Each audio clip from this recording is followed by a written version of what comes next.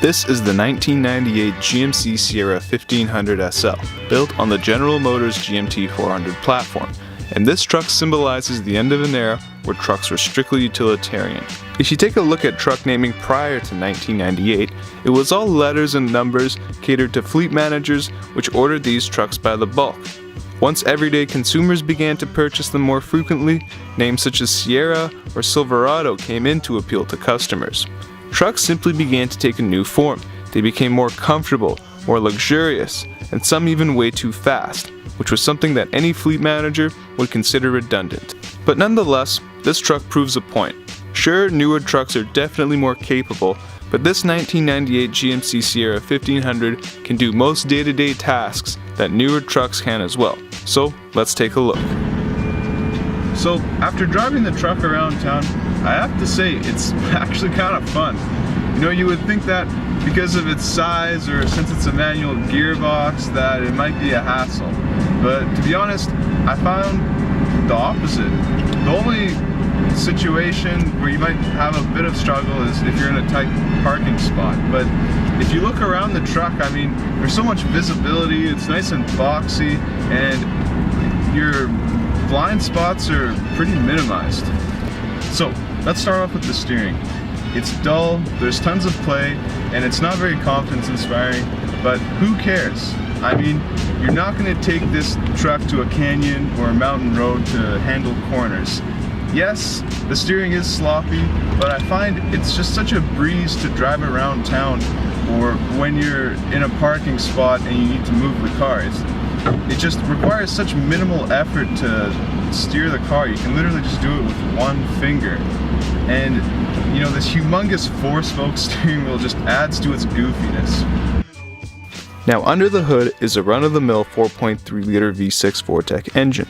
And in case you're wondering, the name Vortec refers to the way that the heads are designed, in that they create a vortex swirl, allowing for a better air-fuel atomization.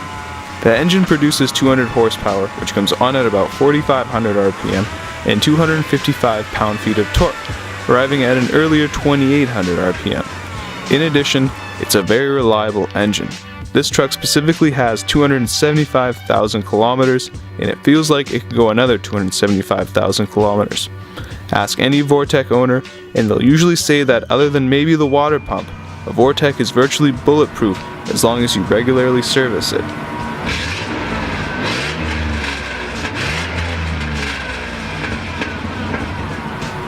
Now the gearbox in this truck is a 5-speed manual with overdrive, and overall I'm really pleased with it.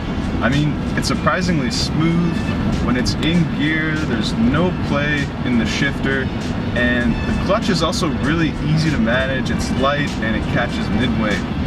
I find that I don't ever have a fear of stalling this car. I mean, when you're in the city and you're in first gear, it provides so much torque because after all, first gear is meant for towing and hauling purposes. In terms of the other pedals, the gas is nice and linear as the engine is naturally aspirated. The brakes aren't confidence inspiring, but they get the job done, and thankfully ABS is a feature on this truck. If you're thinking about learning how to drive a manual car or truck for that matter, I'd honestly recommend starting off with the truck, especially one like this, because first gear and clutch management are always the hardest things to learn when driving a manual, and I find it's hard to stall this truck, again going back to how much torque is in first gear. Now for towing, the truck is fairly decent for what it is.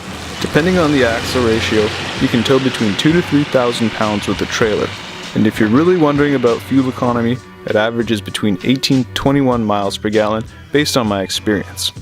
Now stepping inside the interior, you'll find GM plastic all around. However, it feels overall well put together. I could complain about a few little things,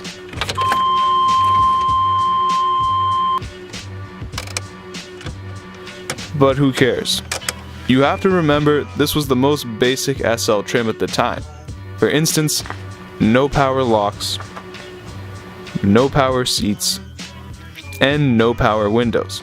Everything is manual. And perhaps that's a good thing, as these features tend to break less often and are easier to replace. In fact, when we bought this truck, there was no radio, so we headed off to the local junkyard, and sure enough, we found a working one from a Chevy for $20. But that being said, the cabin is easy to operate and everything works. In addition, the seats are super comfortable. Taking a look at the front bench, it feels more like a couch than a seat. The back, on the other hand, lacks a bit of legroom. Also, one thing that I have to add is how incredibly loud it is in the cabin. I'm sure you guys are probably watching this and thinking, you know, we can barely hear what this guy is saying because of all the road noise. And I totally agree with you. I mean, you have to keep in mind this is a bare bones simple truck. It's meant to do its work. It doesn't offer all the creature comforts that any sedans or normal cars offer. Also, even newer trucks today that are coming out. Here's where I normally begin to talk about the downsides of driving a vehicle. But over the course of driving this truck, I find that, you know, each downside can be an upside in a different scenario. Now, evidently, as it is a rear-wheel drive, you are gonna have trouble sometimes on the road finding traction, especially when it's wet.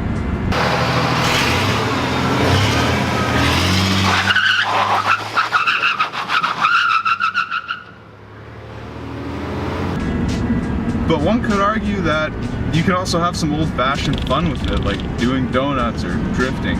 But in all seriousness, if it is wet on the roads, make sure, you know, you put some cement bags in the back or something like that. I don't really have any confidence taking this truck off-road, and I would never plan to do that.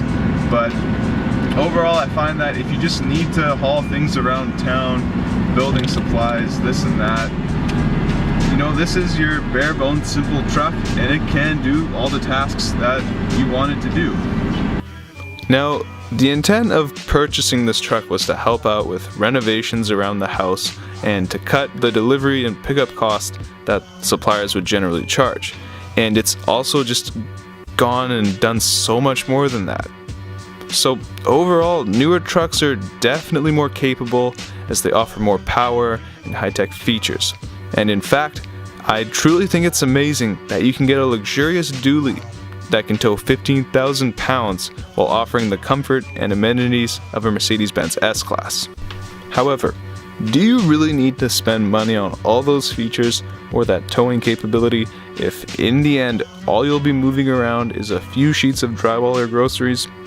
My advice is this: unless you really need the power, look at used trucks and what they have to offer, as they can sometimes be a lot less of a headache due to their simpler engineering. However, just make sure it comes with some 4x4 capability